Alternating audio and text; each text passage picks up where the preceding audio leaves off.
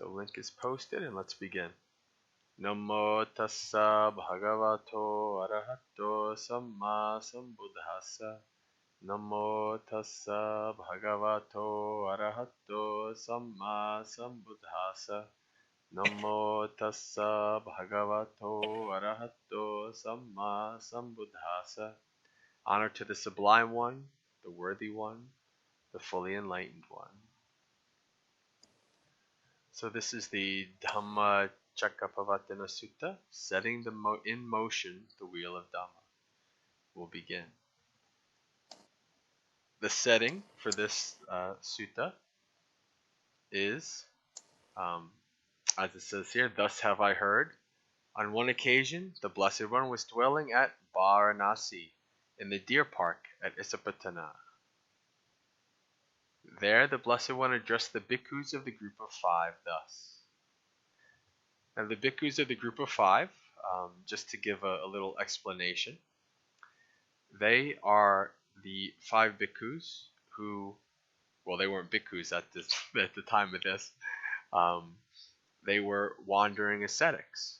And when the way the story goes, of the Buddha's story, was that after he had cut off his hair and went into the woods to be an ascetic, when he was doing his austerities of, not eating anything but like little pine cones and not sleeping under trees and bathing and doing all these crazy things.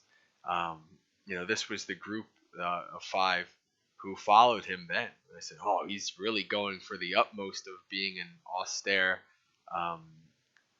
somebody who is really going for it with self-mortification. So they followed him. And of course, it came to the point where once the Buddha realized, yeah, this isn't the way. I think there's a better way. I'm going to try this. Once that happened, they thought, oh, well, we're giving up on him. He decided to go back and be all, delighting in sensual pleasures and not mortifying himself and all that. So the story goes that when the Buddha was deciding who to give his, the first discourse to, he thought of these 5 ascetics. And they were Kandanya, Bhadhiya, Vappa, Mahanama, and Asaji. And if you're familiar with the suttas, if you've read a lot of the suttas, you'll probably see a bunch of those names, because, as future disciples. But right now, these are just, the 5 ascetics that he had, through many years doing self-mortification with, and he decided to come back and to teach them what he had learned.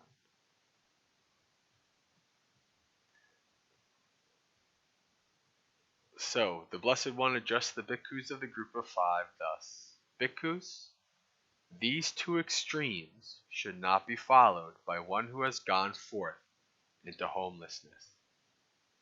And going forth into homelessness means obviously becoming a renunciate, becoming a wandering renunciate, as was common at the time. What 2? The pursuit of sensual happiness in sensual pleasures, which is low, vulgar, the way of worldlings, ignoble, unbeneficial.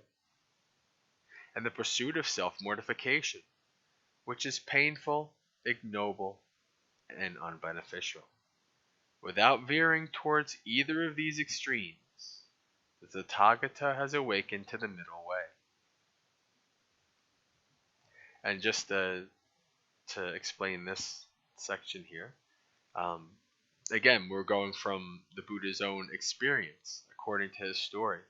According to the stories that are brought forth about the Buddha, he was a prince, and so he lived 29 years as a prince who had everything. He had 3 palaces, so he had, any kind of food and entertainment and women and anything that you can possibly imagine somebody wanting with regards to sensual pleasures. He had it. So he experienced that. And that just wasn't enough for him. There had to be something more. Once he, found out about old age, sickness, and death and all that spurred him on to continue down his spiritual practice. And so he went from one extreme to the other. So he decided to do self-mortification for 6 years, where he was hurting himself, not eating, not sleeping, not drinking, doing all these kind of things. So he's coming to these 5 ascetics and saying, listen, through my own experience, I've seen this. These 2 extremes just don't work. Not only, he says, low, vulgar, painful, ignoble. The most important parts of both of these, although, are, he says, they're both unbeneficial, meaning there's no real benefit to doing them. They don't help you in the long run. So he's trying to make this appeal. I've seen these, I've done these both, and they don't work. I have awakened to the middle way. When you hear the word Tathagata, that's essentially what the Buddha, when the Buddha is either speaking about himself or other Buddhas, sometimes he'll say Tathagata. It's a term for the Buddha. So he has awakened to the middle way, which gives rise to vision, which gives rise to knowledge, which leads to peace, to direct knowledge, to enlightenment, to Nibbana.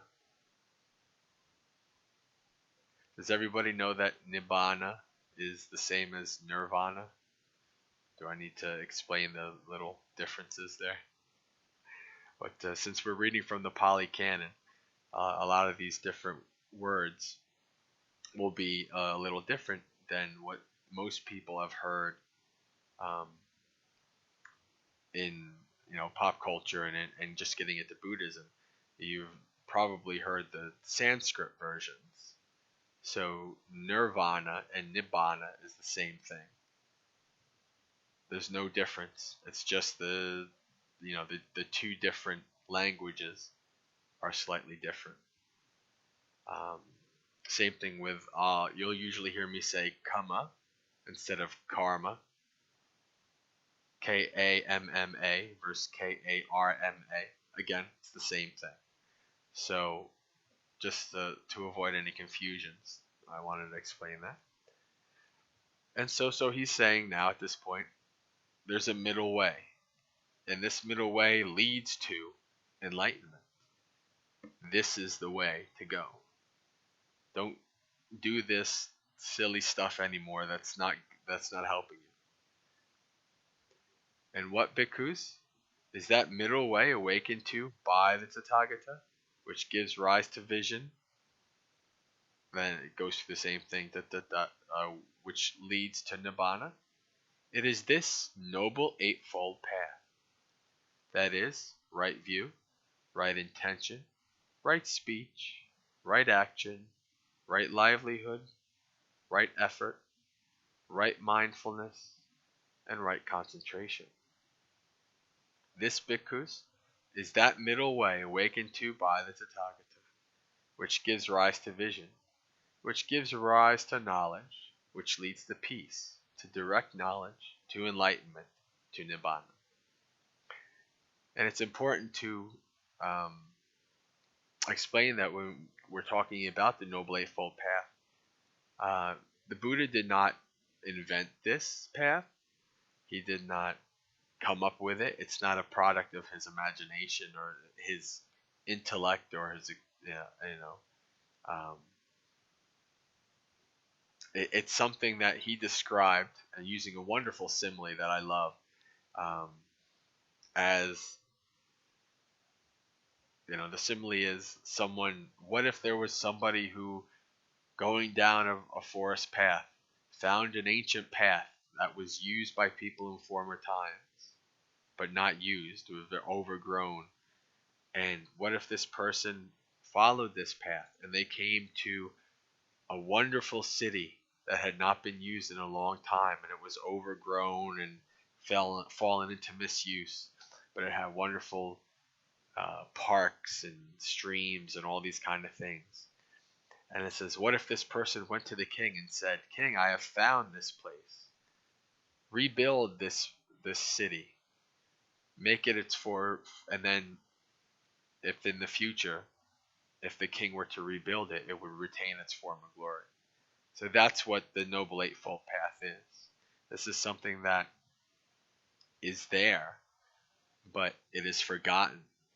And the Buddha's in Theravada, the Buddha's main purpose is to reestablish what has been forgotten. And that is this Noble Eightfold Path. And so we go from the Noble Eightfold Path. This is the middle way that does not veer to one extreme or the other. And now he moves into another familiar aspect of Buddhism. As a matter of fact, it's the core of the Buddha's teaching. Now this bhikkhus is the noble truth of suffering.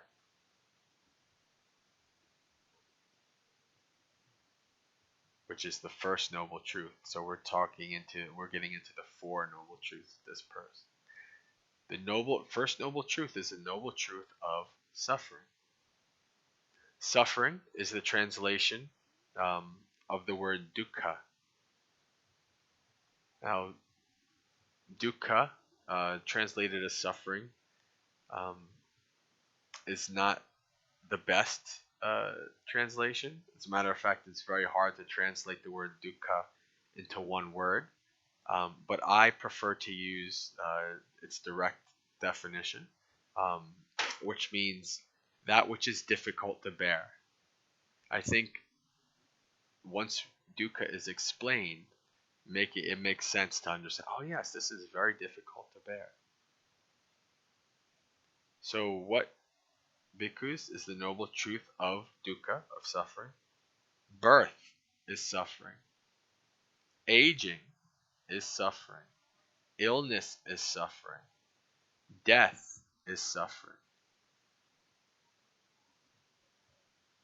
So we see aging is suffering. Of course, when we get old, our body starts to fail. Things start falling apart. We have a lot more pains and aches and all kinds of issues. So of course, aging is pretty difficult to bear. Same thing with illness. I just spent the better part of the last 4 days resting in my bed, pretty sick. So it gave me plenty of time to think about illness. So of course, illness is difficult to bear. When normally we go about our days busying ourselves with all kinds of things, and then illness strikes and bam, we're stuck with it. We can't just wish it away or tell our body not to be sick. So we're stuck with illness, and that is difficult to bear. That is dukkha. Death is difficult to bear. We're all afraid of death. We're all scared of it. We want nothing to do with it. In our modern society, we hide it away. It is difficult to bear. But why is birth difficult to bear? See, that's the interesting one. That's the one that people always like. Birth. How is birth suffering? And, well, the answer is easy. What happens when the child first comes out of, is first born? It starts crying. Birth is difficult to bear.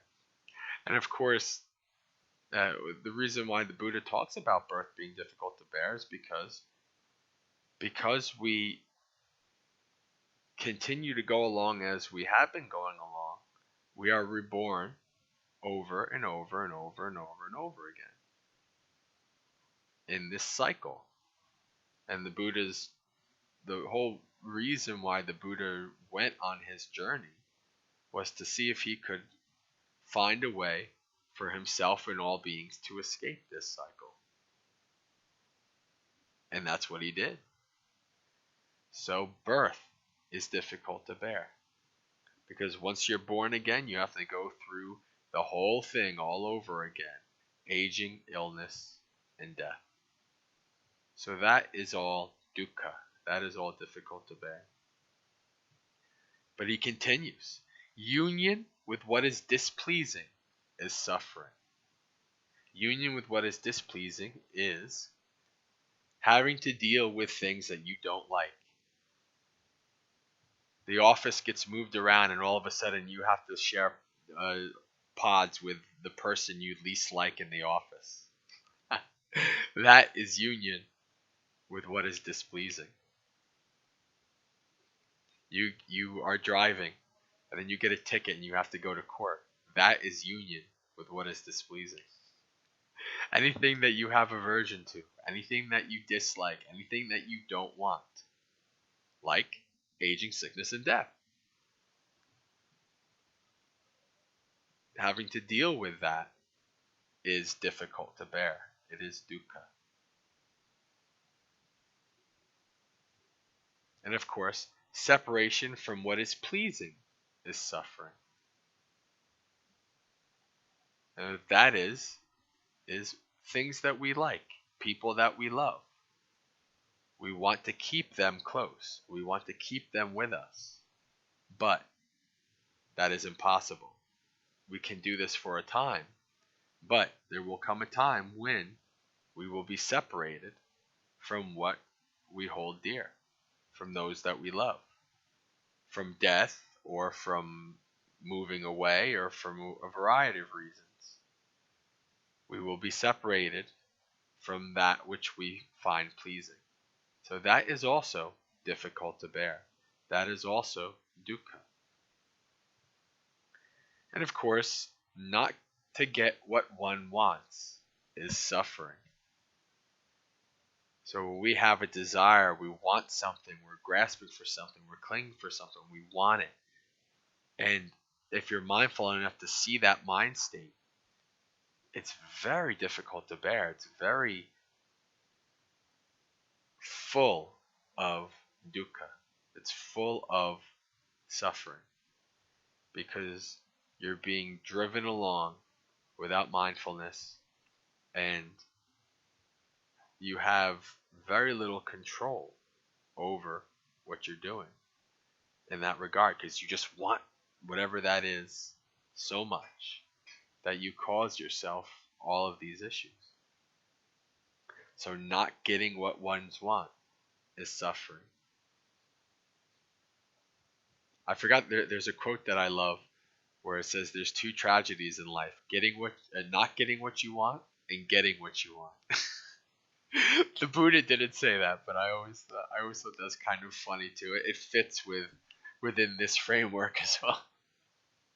I always like that quote. But anyway, so it says, in brief, so he told us all of this is dukkha, all of this is difficult to bear, it's suffering.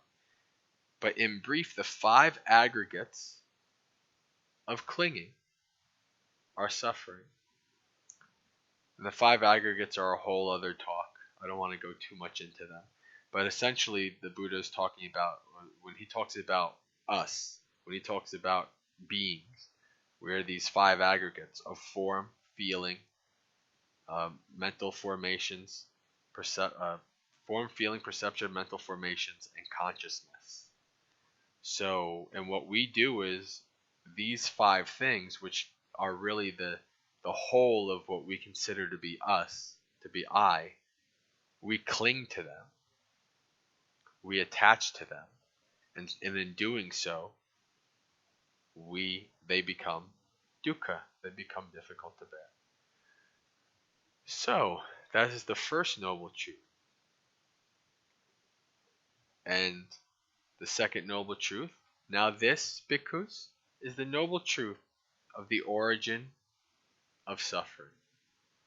So the Buddha, this is the reason why they call the Buddha the consummate physician. He's looking at this in a way a physician of the time would do. There is an issue. This is the issue. The issue is dukkha. So, there's an issue. Okay, so what's the cause? Well, he looked, and he, through his experience and through his practice and becoming awakened, he saw the origin, the cause of dukkha. It is this craving that leads to renewed existence. And craving here is the translation of tanha. Tanha also means thirst. So it's a thirst for a variety of different things, but accompanied by delight and lust. Seeking delight here and there, a thirst for delight, a thirst for delight in sensual pleasures. That is, craving for sensual pleasures, craving for existence, and craving for extermination. So craving, when we talk about craving for sensual pleasures, when we hear the term sensual pleasures or sensual in our modern English vernacular, we think usually of sexual. We think like a sensual woman or a sensual man or these kind of things. But really, sensual pleasures is any kind of contact that our six senses have. Eyes, ears, nose, tongue, body, and our mind. Any kind of contact with the outside that we have. The eyes sees forms. The ear hears sounds. The nose smells odors. All of these are delighting in these, grasping in these, liking these, craving these. I like this, so I want more of it. This is what the Buddha is talking about when he's talking about craving for sensual pleasures. And of course, craving for existence. We all have a strong aversion to not existing. If we didn't have a strong aversion to not existing, we wouldn't keep existing. So we want to live. And because we like these sensual pleasures, and because we want to keep having more of them, of course we want to live. We have a craving for existence. But some people actually have a craving for extermination too. They don't want to live. They don't want to exist. And that actually is just as much craving as the craving for existence and the craving for sensual pleasures, which is a very interesting aspect to this that's often overlooked.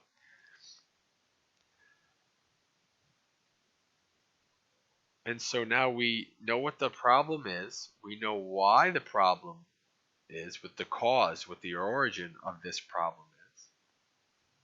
How do we fix it? And so the Buddha continues. Now this, bhikkhus, is the noble truth of the cessation of suffering. It is the remainderless fading away and cessation of that same craving. The giving up, the relinquishing of it, freedom from it, non-reliance on it. And of course what he's speaking about is nibbana or nirvana, that awakening or enlightenment, if you'd like to say it. I tend to not like to use the word enlightenment because that's really a period of history more than it is what we're talking about. Awakening is what I like to use, especially because the term Buddha is actually awakened one. So that's what the stem of that is coming from, the word itself. So awakening is the best, in my opinion, to use. So, okay, so yes, we did that one. We're talking about. So this is the letting go of this craving, not attaching to these things, letting it go, and in doing so, you are free from it. It doesn't hold you prisoner, and you don't rely on it. So this is the ultimate goal, really. This is if you want to get rid of your dukkha, you do it by, if you want to get rid of the problem, you do it by fixing the cause. And nibbana is what you do to fix that cause of craving. And of course, how do you do it? How do you get to that point? So that this fourth noble truth is how you do this. Now this, bhikkhus, is the noble truth of the way leading to the cessation of suffering. It is this Noble Eightfold Path. And of course he goes through that is right view, right intention, etc., right concentration. If you read the suttas, you'll see there's a lot of repetition because it was an oral tradition. And so if you read it, especially the Bhikkhu Bodhis, you'll see, he does he makes it in brief. So he'll have right view, ... right concentration. And essentially what that is it's just a repetition of what was said before.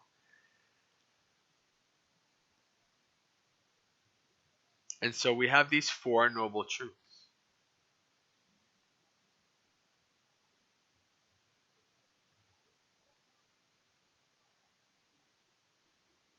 This is the truth. This is the noble truth of suffering. Thus, bhikkhus, in regard to things unheard of before, there arose in me vision, knowledge, wisdom, true knowledge, and light. Now, this is what he's talking about, how these four noble truths came to him when he was in his final night, when in his practice, where he sat down and he decided, though my bones and my skin may wither away, I will not move until I have become awakened from this spot. So he's talking about how this came about at this point. So, with regards to this is the noble truth of dukkha, in regard to things unheard before, there arose in me. This is arising in him the vision, knowledge, wisdom, and true knowledge. So this is how he came to understand that this is the noble truth of suffering. And then he came to understand that this noble truth of suffering is to be fully understood. Thus, bhikkhus, in regard to things unheard before, there arose in me vision, knowledge, wisdom, true knowledge, and light. So, it arose in him that there is this noble truth of suffering, and that this noble truth of suffering needs to be understood. It should be understood.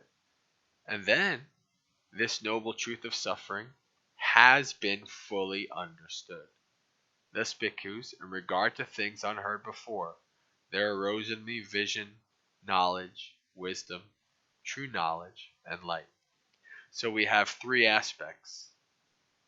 The first one being that there is this noble truth. The second one being that it should be understood. And then, this is going along the path. You're first incited that this is the noble truth. Moving on, it should be understood. So that's what I do. I work to understand it. And the third one is when you have completed it, it has been understood. And so moving on to the next noble truth. This is the noble truth of the origin of suffering. Thus, bhikkhus, in regard to things unheard before, there arose in me vision, knowledge, wisdom, true knowledge, and light. This noble truth of the origin of suffering is to be abandoned. Thus, bhikkhus, in regards to things unheard before, there arose in me vision, knowledge, wisdom, true knowledge, and light. This noble truth of the origin of suffering has been abandoned. Thus, bhikkhus, in regard to things unheard before, there arose in me vision, knowledge, wisdom, true knowledge, and light. And that's the same three phases applied to that second noble truth. This is the truth. I should abandon this, or I should understand this. It has been abandoned. It has been understood. This is the noble truth of the cessation of suffering. Thus, bhikkhus, in regard to things unheard before, there arose in me vision, knowledge, wisdom, true knowledge, and light. This noble truth of the cessation of suffering is to be realized. Thus, bhikkhus, in regard to things unheard before, there arose in me vision, knowledge, wisdom, true knowledge, and light. This noble truth of the cessation of suffering has been realized.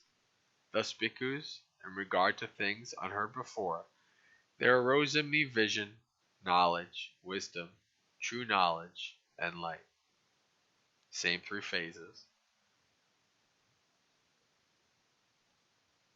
And again, we come to the fourth. This is the noble truth of the way leading to the cessation of suffering.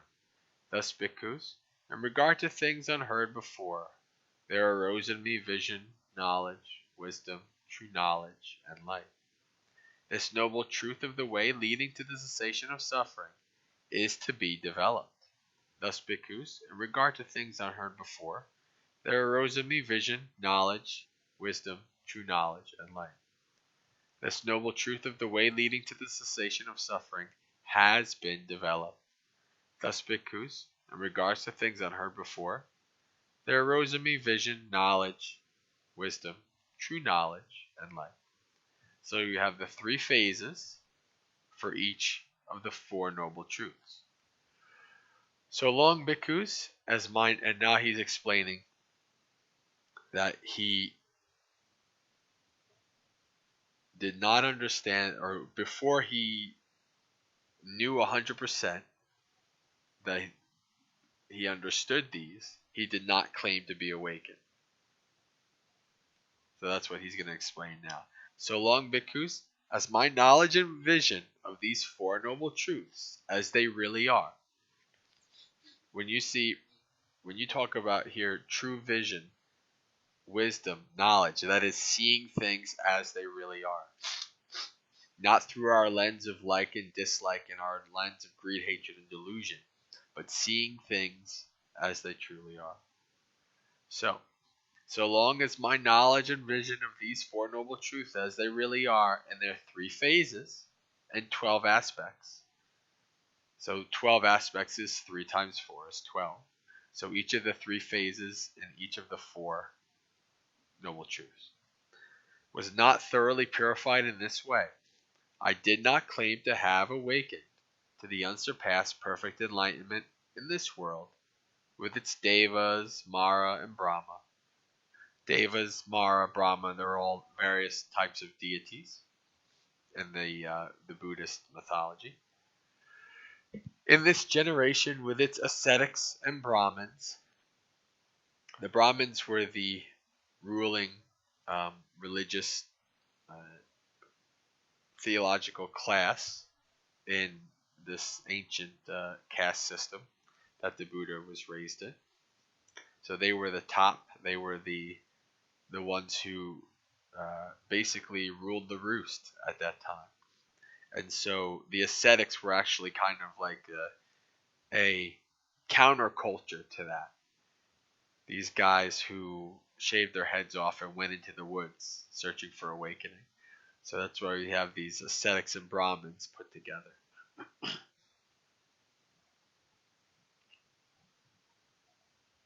So it's devas and humans. Again, devas, deities, and human beings. But when my knowledge and vision of these four noble truths as they really are, in their three phases and 12 aspects, was thoroughly purified in this way, then I claimed to have awakened to the unsurpassed perfect enlightenment in this world with its devas, Mara, and Brahma, in this generation with its ascetics and Brahmins, its devas and humans. The knowledge and vision arose in me. And this is the very first victory cry of the Arahants. This is something that you hear quite often in the suttas. It's something that is quite near and dear to my heart and that I love as well. So, he understood these four noble truths. And then this knowledge arose in him. He understood that unshakable is the liberation of my mind. His mind has been liberated. What is liberated when you become awakened? What is freed from greed, hatred, and delusion? The mind. So the unshakable is the liberation of my mind. It cannot be changed. It cannot be, this freedom, this liberation cannot be reversed. The mind cannot be chained once more. It is liberated completely. This is my last birth. There is no more renewed. Now there is no more renewed existence. So the Buddha has accomplished the mission that he started out on some 6 years before.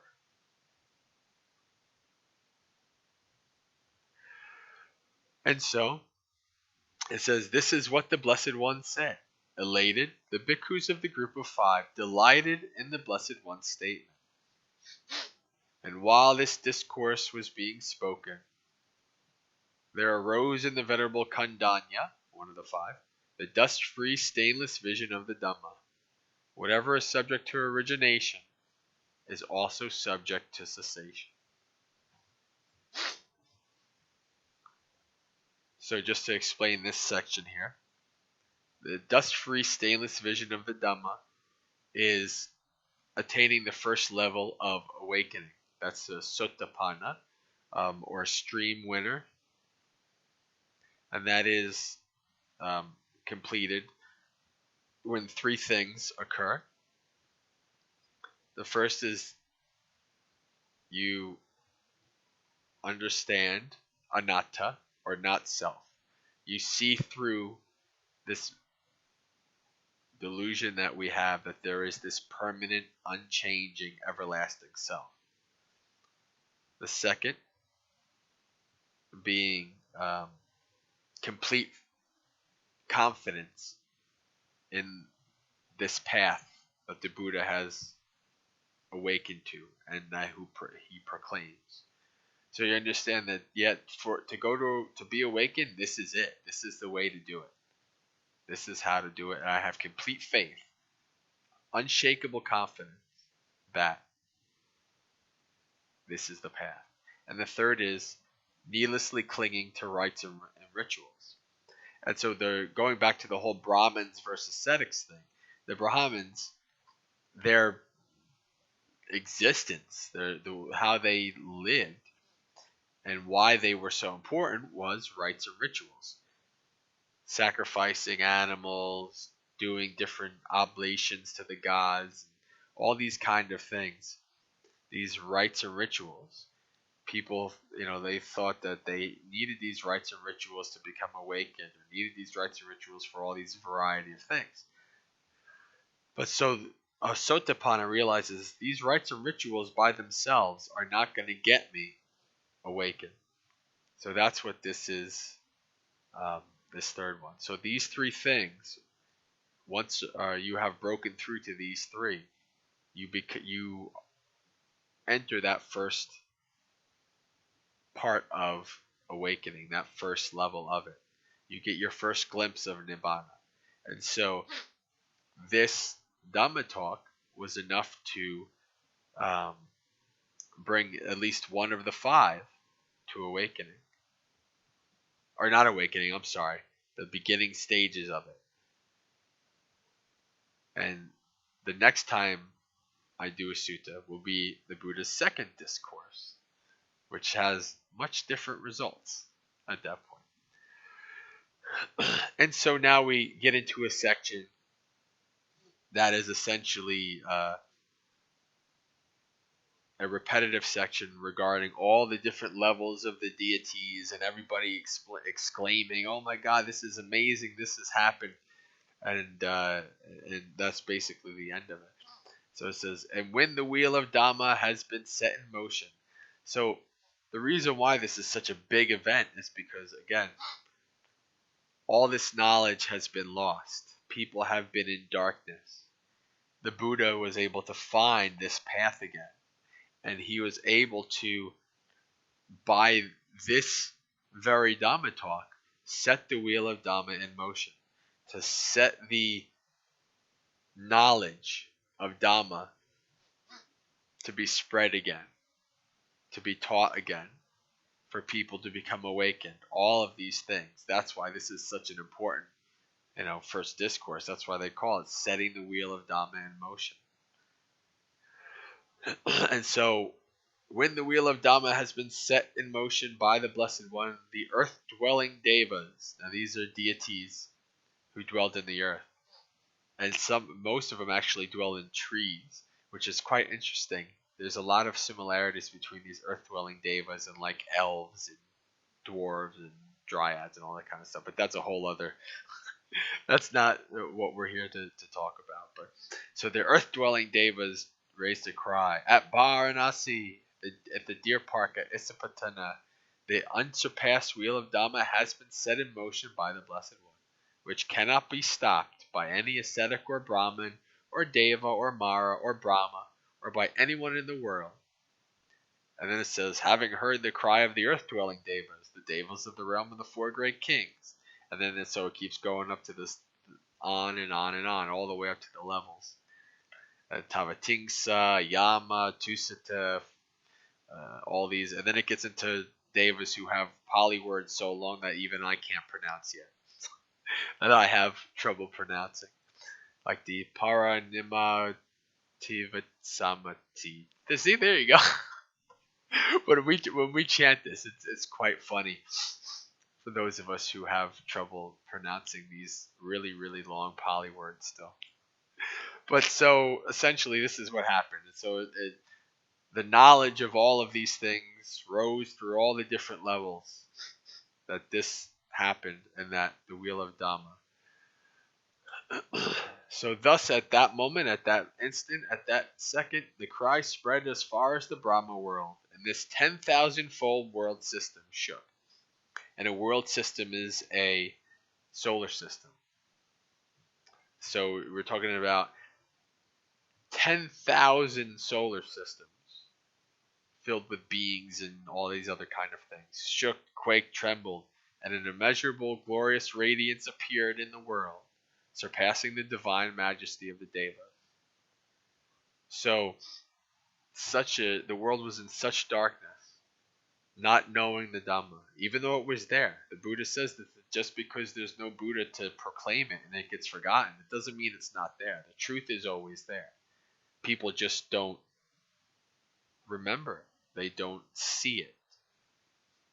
So, it is so bright, it is so wonderful in this world that this light has come so that people can practice the Dhamma and free themselves. And then it says, then the Blessed One uttered this inspired utterance. So the Buddha initially thought, when he became awakened, this is so deep and so tough and so hard. People aren't going to want to practice this and listen to this. They're not going to understand this.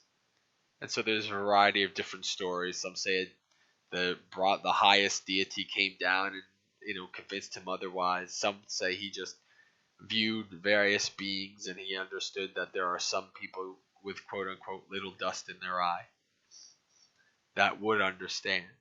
And so the Buddha is seeing, Kondanya has indeed understood. Somebody actually did understand. It wasn't in vain that I came and I did this talk. Kondanya has indeed understood. In this way, the venerable Kondanya acquired the name Anya Kondanya. Kondanya who has understood. So this is the very first discourse of the Buddha. And as you can see, he lays down the groundwork. These first discourses see concepts that you can see throughout all the different types of Buddhism. And indeed, the core thing that holds these different types of Buddhism together are these concepts. These Four Noble Truths, the Noble Eightfold Path. In the future, we'll get to the three characteristics of existence, which includes anatta. The next sutta that we'll be going over is the Anattalakkana Sutta, which is the second discourse of the Buddha, which is the discourse on the not self. And then, of course, he also gets into dependent origination and stuff, and this first discourse is important for these variety of different reasons. It brings together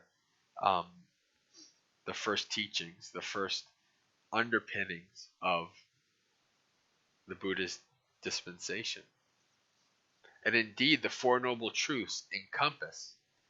Venerable Sariputta, who is the right-hand man of the Buddha, explained it as the Four Noble Truths are like how the elephant's footprint, which is the largest footprint of all land mammals, how all land mammals' footprints can fit into the elephant's footprint. So too can all the teachings of the Buddha fit into the Four Noble Truths. So this is why the Four Noble Truths, while can seem to be intellectually understood quite easily, or oh yeah, I understand that, yeah, that makes sense, to actually understand them with true knowledge, true wisdom, true understanding is actually something that is not done until you become an awakened being. And right view, which is the first knowledge, the first step of the Noble Eightfold Path, is in its in its final version is the fully understanding of the Four Noble Truths. So the Four Noble Truths is extremely important. It is the beginning, the middle, and the end of the Buddhist dispensation. And this was the first discourse where the Buddha explains, where he talks to others and teaches others what he learned through his own experience, through his own awakening. So we have still 10 minutes. So we can, if anybody has any questions about a few different things or would like to discuss anything, we can do that. If not, we can do sharing of merits and we can end it. So I'll open the floor up to if anybody has any questions.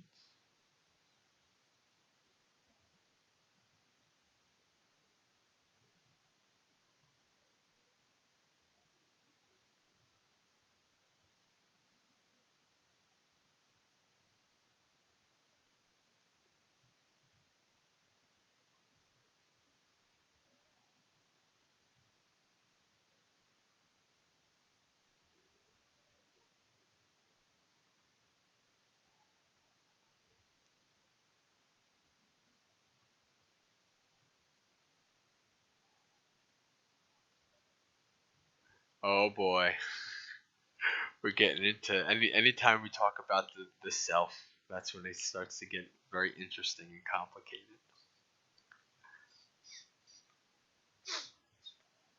Ooh, well, I think we should save that one for the next time when we do the Untitled Sutta. Suffice it to say, the Buddha,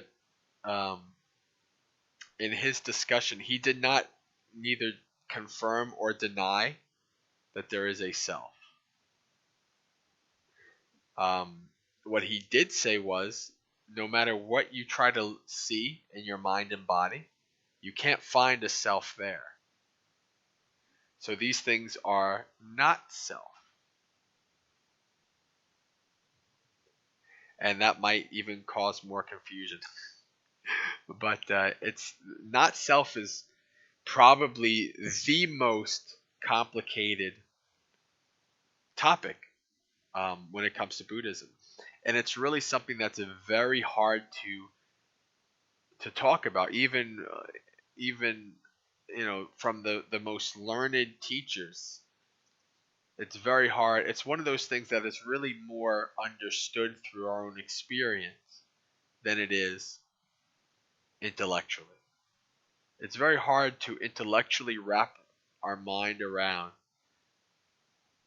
the fact that there's not a permanent, everlasting self. Well, I feel I'm a self. I feel I'm here. I'm me. I've changed over the time, but yeah, I'm me. I'm Jayantha. What do you mean there's not? But if I look at, is there any part of this mind or body that's Jayantha?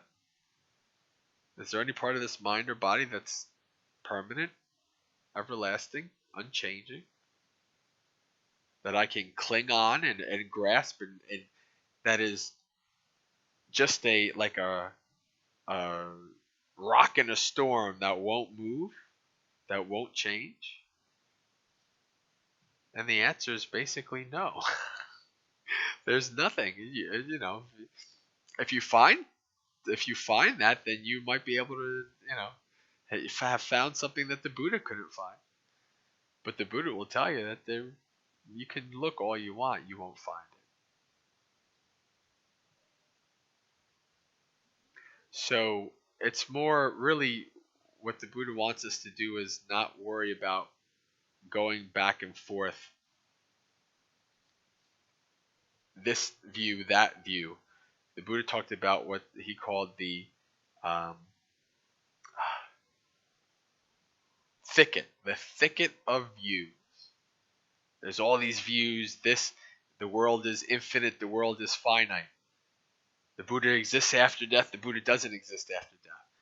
And so the Buddha lived in a time where, even today in India, people love to debate all these theological, these metaphysical things.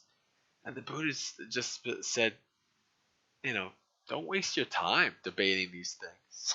Just practice. Just do this work. And indeed, I believe it's the first sutta of the Digha Nikaya, the long discourses of the Buddha, is when the Buddha, excuse me, when the Buddha goes over, there's 62 views. These 62 views that were held by the various, and we think of today people, today everybody, back then nobody was an atheist back then. Nobody believed this or that back then. And you look at these 62 views, and all these views are the same exact views that people argue over today. No different than 2,600 years ago. We think that we're somehow more advanced in our views and our knowledge than they were back then. Same views. It's because we have the same greed, hatred, and delusion back then as we do now, as humans have, as beings always have. So we'll talk about this more when we do this. It won't be in 2 weeks. It'll be in another month, because we'll do the little Q&A kind of more free roaming thing in 2 weeks. But so I guess that's all I'm gonna say about that. Any other questions?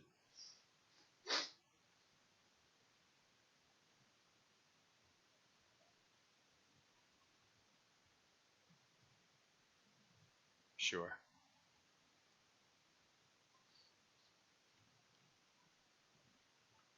Okay, so I guess we will end. We'll do the sharing of merit. Normally, sharing of merits I kind of find boring, actually. But I love this Bante Villarama Villa. I have trouble with saying his names. Villaramsi, um, who I've come to like. Actually, I've been listening to his Dhamma talks here. He does a really cool sharing of merits. So that's what I like to adopt, because I think it's just kind of neat, and it is based in the suttas. We actually do half of this is what we do every day in our chanting. Um, so it's fairly well done. So I will be using this. And so let us dedicate our merits. And when we're dedicating merits, some people say transfer merits, some people say giving merits. What merit is we have done a good thing here by coming and listening to the Dhamma. And what we want to do is we want to share that with all beings. We want to wish good things for all beings. We want to share this good merit that others may do the same, that others may be happy and be happy and healthy and all of these things. So we're taking our good deeds and we're sharing it with all beings. Now, this is not to say that where somebody else is gonna get some kind of merit transfer, like it's a bank account or something like that. Like, here, I'm going to write a check for 100 merits, and here you can cash out 100 merits. That's not what this is about. This is about wishing and developing this goodwill for what we've done. So we'll go through here. May the suffering ones be suffering free, and the fear-struck fearless be. May the grieving shed all grief, and may all beings find relief. May all beings share this merit that we've thus acquired, for the acquisition of all kinds of happiness. May beings inhabiting space and earth, devas, nagas, and yakas of mighty power, share this merit of ours. May they long protect the Buddha's dispensation. Sadhu, sadhu, sadhu. And for those of you who don't know, sadhu, and I'll write it.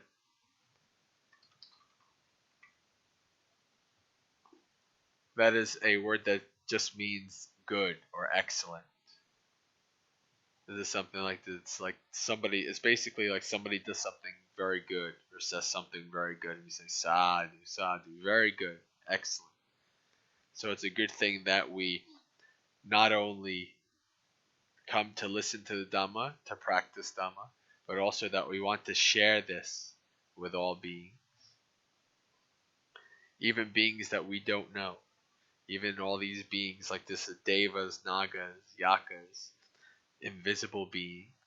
If you're familiar with the Metta Sutta, the Karaniya Metta Sutta, the Buddhists talk about, we give our limitless goodwill to beings, long beings, short beings, gross beings, fine beings, invisible beings, beings coming to birth, any being, anywhere.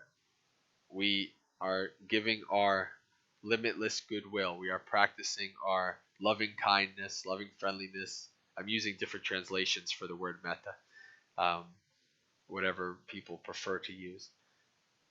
Practicing this, developing this mind state for all beings, regardless of where they are, who they are, what they are.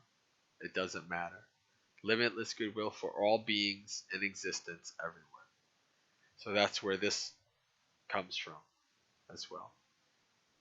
May people be free from suffering. May they be free from fear. May they be free from grief. May they find relief. May they find happiness. May they be well, happy, and peaceful. All beings everywhere. So friends, until next time, thank you for coming. Until next time, much metta to you all. Sukhi hantu, which is the Pali words for may you be happy. And I just realized I typed sadhu in the wrong chat. Thank you. That is how you spell sadhu. And I'm going to, it's quite interesting. This word, Sukhi Hotu, the first time I ever learned this word was right here in this deer park nearly 4 years ago. I was listening to a talk by Venerable Fra, who is a bhikkhu, a fully ordained monastic, who used to be very involved here at the Buddha Center. But as the way things go, impermanence are all things are ceasing, coming to be and ceasing. He was here for a time, and now he's not. And I was here for a time, and then I wasn't, and now I'm back for however long I will be. Who knows? But 4 years ago, this is why I love the Buddha Center. This is why the Buddha Center is such an important thing for me, and that I will always try to support as much as I can. And I'm glad to be back at the Buddha Center. Is there anybody here who is a new Buddhist or a lone Buddhist, somebody who's practicing, doesn't have a sangha, doesn't have monastics or a group of Buddhists near them.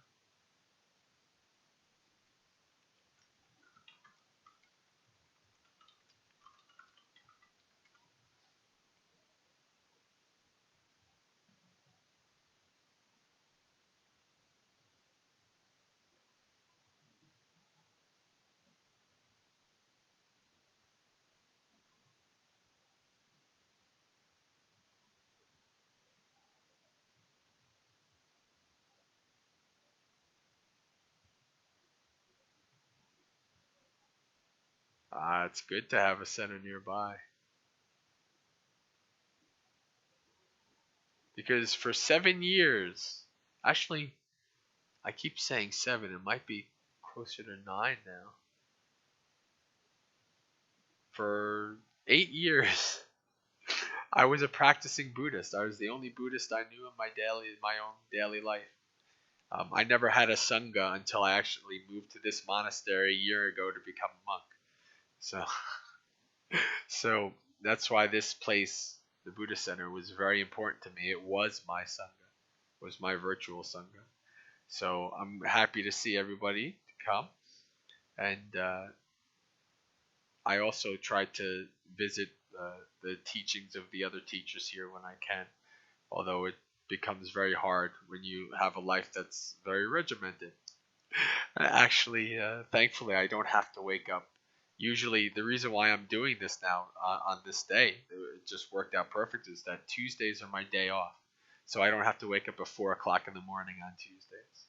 I can wake up at like 6, which is a little bit more conducive to staying up past 9.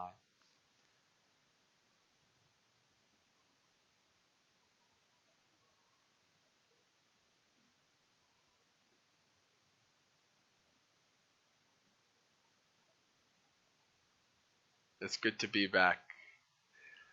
Okay, friends. Until next time, Suki Hotu. May you be happy.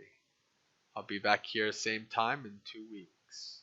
Next week will be Venerable Wayne. I believe up at the temple. I don't think he does things here. So, until next time, friends.